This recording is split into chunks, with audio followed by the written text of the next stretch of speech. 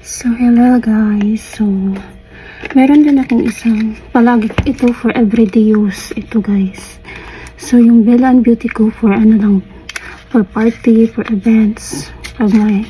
Pero ito talaga yung everyday na ginagamit ko.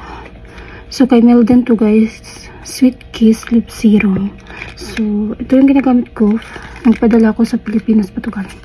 So, ito na lang siya. Kunti na lang kasi siya, kaya nagpadala ko ng bago. Super nagustuhan ko talaga to guys. Ito yung pang araw-araw ko.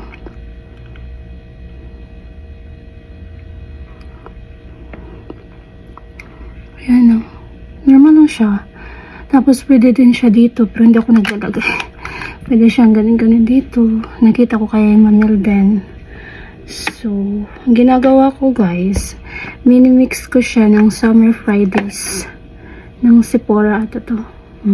Mini-mix ko siya kasi pag na-mix siya, ang ganda. Tingnan niya.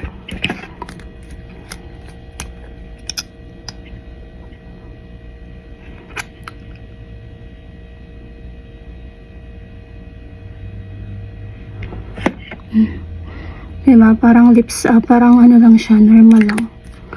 So, kaya ito yung regular days na ginagamit ko. So, try nyo this one. Di mo magmahay guys. Melden, baka naman. Ayan.